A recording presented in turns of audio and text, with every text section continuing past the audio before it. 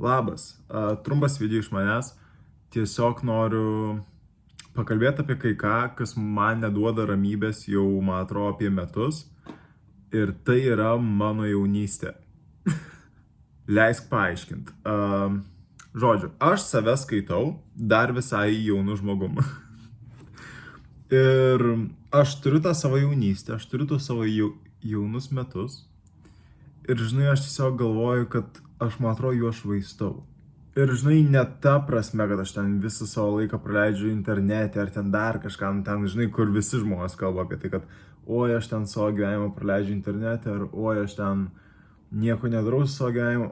Ne tas pas mane atvejis yra, bet nemanau, kad geresnis. Tai ką aš turiu omeny yra tai, kad aš save skaitau visai jaunu, bet aš nieko nedarau tai, ką daro jaunimas, sakykim taip. Ir ką aš turiu omeny yra tai, kad aš visą savo turimą laiką pradirbu prie kažko, žinai, arba prie savo projektų, arba ten profesionaliuose filmavimo aikštelėse. Ir aš nepaslieku savo to laiko, žinai, būt jaunu. Aš nežinau, ką tai reiškia, nes niekada neturėjau to tokio, tos galimybės, niekada neturėjau būt jaunu ar dar kažką. Bet blemba, aš norėčiau pajaust, ką reiškia būti jaunu žmogum. Nu, žinai, turiu omeny, taip aš turiu tos energijos, aš turiu tos jėgos, žinai. Aš turiu ten, žinai, laisvę judėti. Turiu omeny, žinai, neskauda kaulų, neskauda nieko, tą turiu omeny, žinai. Aš neturiu to tokio paprasto gyvenimo, kur turi mano metų žmonės. Aš neinu ten, žinai, į klubus, neinu į barus. Neturiu labai didelio rato ten savo bendramečių aplink save, žinai, kiekvieną dieną. Kiekvieną dieną aš aplink save turiu ten, žinai, jau senyvą amžių, kurie 10-20 metų yra vyresni už mane ir kurie ten dirba, žinai, žodžiu, darbe turiu omeny. Ir kadangi mano darbas trunka 12 valandų į dieną, tai aš tiesiog neturiu laiko niekam, žinai. Mano darbas yra mano gyvenimas.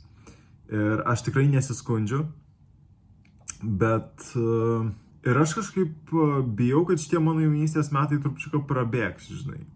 Greičiau negu aš tikiuosi ir aš nespėsiu jais pasimėgauti.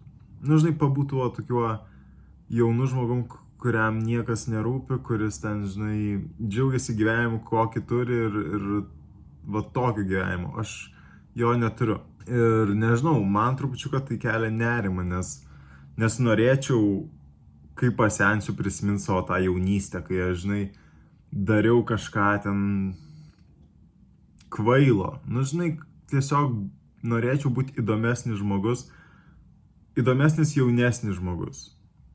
Nežinau, ar aš gerai iškomunikuoju, ką aš noriu pasakyti, bet nežinau, žinai, mano mintis jau nebe tokios šviesios, kokios, pavyzdžiui, buvo, kai aš buvau vaikas. Ir atrodo, kad aš labai greitai perėjau į tą tokią suaugusių, subrendusio labai žmogaus, žinai, gyvenimą tokio, kad peršokau visą savo jaunystę. Nu taip, aš turėjau tą savo paauglystę, dar kažką, žinai, tas jau viskas praėjo, bet neturėjau to tokio, nežinau, nuo kokių, žinai, 18 metų iki 25, va, tam ruože, kur būna laikotarpis, kur niekas nerūpi ir viskas yra smagu ir visa kita, aš šito laikotarpio neturiu ir nemanau, kad turėsiu. Ir jo, ir tai tiesiog man neduoda ramybės. Ir žinai, ir aš manau, kad aš pasigailėsiu galbūt šito dalyko, kad neturiu jaunystės, bet nemanau, kad tai mane gąsdina, nes aš manau, kad aš daug kuo pasigailėsiu savo gyvenime.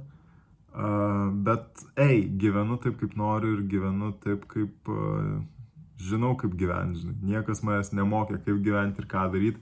Tiesiog siekiu savo svajonės ir bandau pasiekti, padaryti tai, ką aš noriu padaryti. Šiaip aš net niekada negalvojau, kad aš jaučiuosi, o tai, žinai, taip atsiskyręs nuo savo bendramečio. Bet ypač, kai neturiu labai didelio kontakto su savo bendramečiais ir kai galbūt labiau vaizduotė tokia veikia, kaip jie gyvena ir ką jie daro ir visa kita, tai kadangi turiu labai lakią vaizduotę, manau, kad tai irgi labai taip stipriai man nutapo galbūt nelabai realistišką paveikslą, žinai, kaip viskas vyksta ir ko aš neturiu. Nu visai, ko negali turėti, to labai nori, įsivaizduoji ten, žinai, jau, kad tas dalykas yra aukščiausias, žinai, nu, tipo geriausias, bet iš tikrųjų gal taip nėra. Aš nežinau, ką aš čia užneku.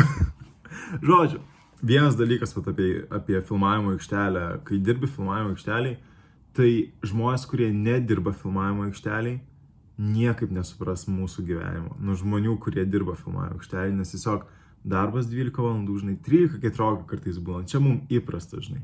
Ir 5-6 darbo dienos, nu, žinai, ten nuo pirmadienio iki šeštadienio kartais dirbam, nu, žodžiu, tai jo, bet šiaip paprastiems žmonėms, kurie nedirba tokio darbo, labai jiems sunku suprasti ir labai sunku palaikyti ryšį tokį, nes tiesiog visi iškrenta iš gyvenimo. Čia rimtai tokia problema yra. Viskas, aš baigiu šitą video. Ačiū labai, kad žiūrėjai ir aš tau linkiu geros likusios dienos arba gero likusio vakaro. Iki.